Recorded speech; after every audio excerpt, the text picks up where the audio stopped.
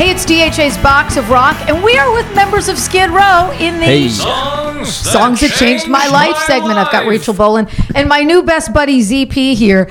I'm thinking that you guys probably have a list 10 miles long. I'm going to ask you guys for 3 tunes that really changed the game for you. Songs that sort of, when you heard them, you kind of had a little bit of a musical epiphany, and you said, this is what I want to do. This is who I'd like to be like, or man, this really moves me. Rachel, go.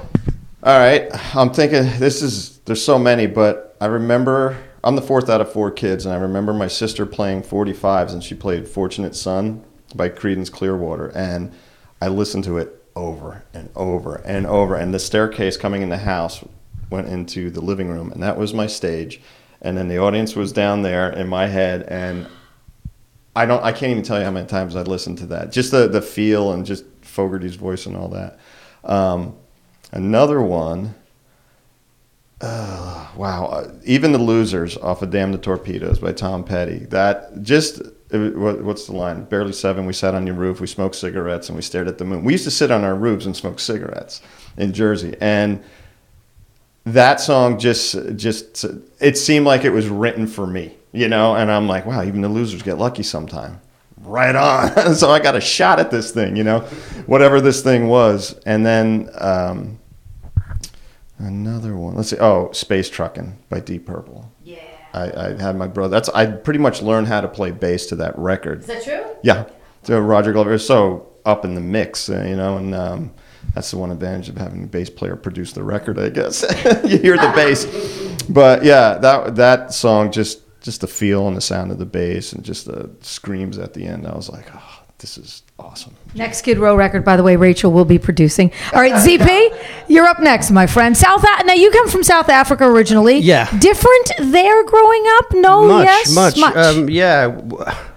Music wasn't easily accessible, you know. Wow, that's incredible. When you hear that, it blows your mind. All the time. Wow. Yeah. Banana trees? Yeah, what'd you do? You don't have to. You just chop them down and bring the banana closer to you. So a lot of music was kind of banned in South Africa back in the day. We had a lot of sanctions and stuff. And a friend of mine's brother came over to the States, and he picked up a copy of Beast by Wasp, and it was 1990. I was in boarding school and snuck out afternoon study session, and we actually went down to his brother's apartment and drawn the curtains, and he played this. And you got a cod piece. Did you go out and get a cod? No, because everyone was scared. Or the cops cannot hear this, you know. Wow. The police could get you for listening to a Wasp record. That blows my mind, They probably wouldn't have bothered, but, you know, we were still scared. Your kids, it might happen, right. Yeah, so, we locked ourselves in his apartment, drawn the curtains, and turned it up as we could, and it was just unbelievable. That was when I was young. The other one, that kind of changed the whole thing for me was when Slippery When Wet came out, and I heard his. It's just the way he pronounced or announced some of the words and stuff. It's just the American way, you know, where compared to everywhere else, it's just completely different. And then obviously the 18 and Live music video that came out, which was like a mini movie that just told the whole story of what the song was about, and it was just that was my 3, and I was hooked.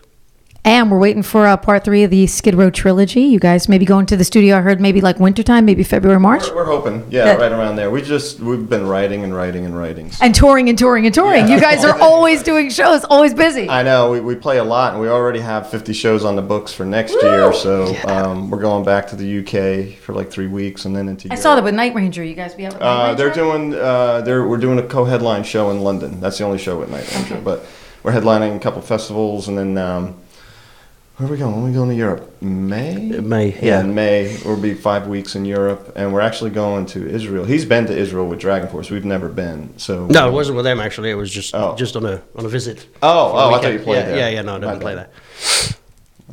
Anyway, we're going to Israel. It's 2018. Yeah, I was looking at their touring schedules. Like 2018 is just like book. And then I'm sure after you guys are done with the dates they have, more dates will come. Yeah. And take you through the summer and the fall.